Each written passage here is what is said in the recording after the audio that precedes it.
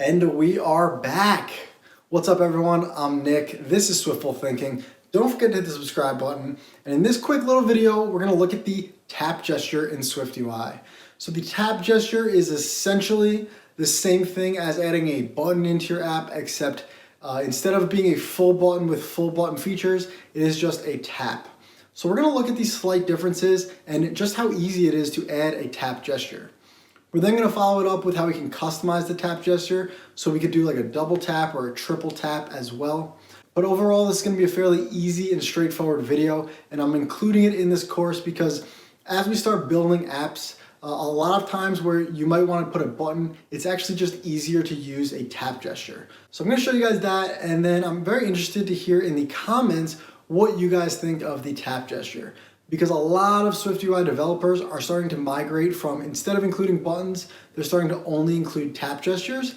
And I think it's predominantly just because the tap gesture is so easy to use. So I'd love to hear your opinions. Let's take a look at the tap gesture and then we'll talk about it. What's up, everyone? I'm back in Xcode again. Let's right click on the navigator. Let's create a new file. And in this video, we're talking about tap gestures. So it's going to be a SwiftUI view, and let's call it tap gesture bootcamp. Go ahead and click create. Once you're inside, click resume on the canvas and let's get coding. I'm going to hide the mini map here that we did in the last video by clicking on this assistant here on the right side and unchecking the mini map.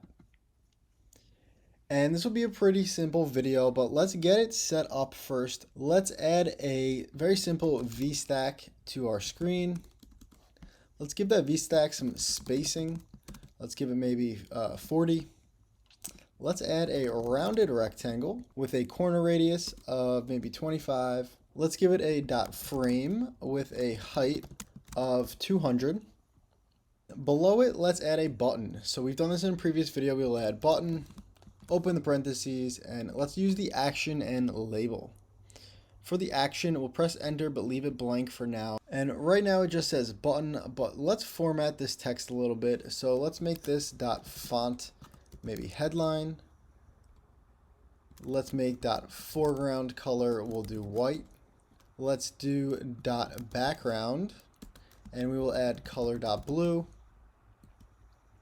Let's set the frame of this. So before we add the background, let's set the dot frame. Let's do height of 55. And let's do another dot frame with a max width of infinity.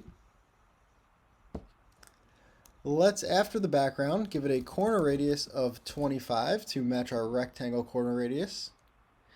And underneath the button, let's add a spacer just to push everything to the top of the screen. And finally, we will wrap it up by adding some padding to the entire VStack. Let's do padding of maybe 40. So that looks good. And when we click this button, I want to change the color of this rectangle. Very simple. We've done this in previous videos. So let's create a variable at the top. Let's do @state_var is selected, we'll call it, and it will be of type bool equals false. And when we click the button, we want to toggle this boolean. So we'll just call it is selected dot toggle. I'll zoom out here a little bit. And lastly, let's just change the color on the rectangle. So we'll do dot foreground color is selected. And if it's selected, we will do color dot green. Otherwise, we will do color dot red. This should not be anything new. We've done this in previous videos. Let's click resume on the canvas to make sure it works. Press play on the live preview. And when I click the button, it's going to switch between red and green. Very simple. Now in this video, we're talking about tap gestures. So basically a tap gesture lets us click on something without requiring a button. So what I'm going to do is copy the label in here. So from this text and all of its modifiers. Let's just copy this. And I'm going to paste it below this button. So it's going to look on the screen like there are two buttons. But right now, if we were to click on the first one, it will obviously work. But the second one does not have an action because it's not a button. This is just a text view here. So let's change the title of the second one to tap gesture. And we're going to add a tap gesture to this so that when we tap it, it has an action. And it is super easy. All we need to do is add another modifier, dot onTapGesture. Click enter, and then this closure acts just like a function when you tap on this object. So in here, I will call is selected dot toggle.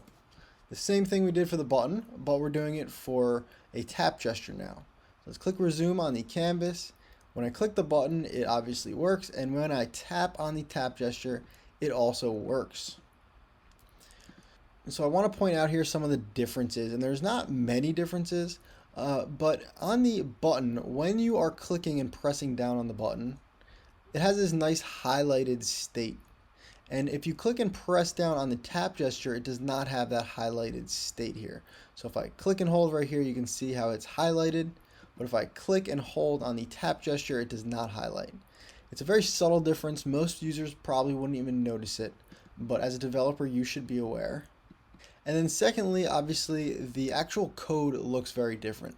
So if I had a ton of code, this looks a little bit cleaner and easier to read than having a button.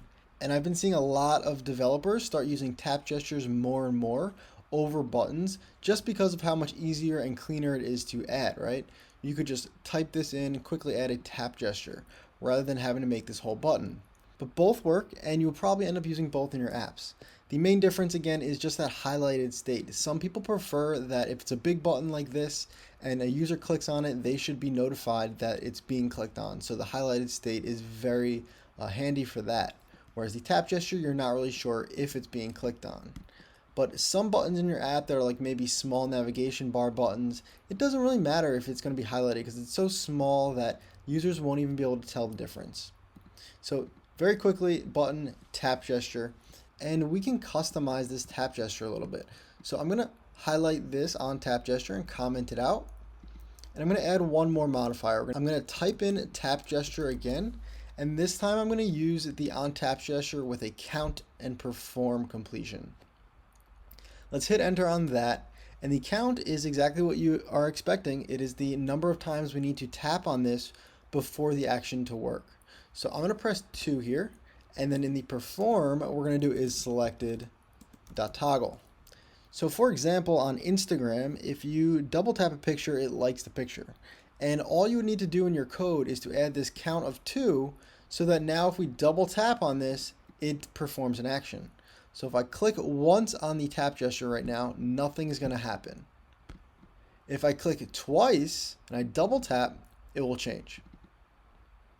And of course, you can customize this count to more than 2 if you want to make it 5 taps before something happens. But of course, 1 or 2 is usually the most common in this case.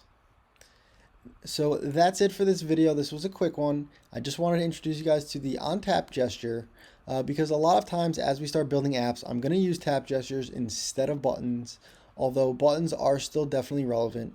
And if you start getting into some complex formatting for these buttons, so for example, if you wanted to click and hold on the button and have it maybe highlight or animate down while it's being pressed, well, that's still better to use a button. But if you are just using very basic formatting where all you want is something to happen when a user taps on it, a tap gesture is a perfect, easy solution. So this was an easy one. Hope you guys enjoyed this video. As always, I'm Nick. This is Swiftful Thinking, and I'll see you in the next video.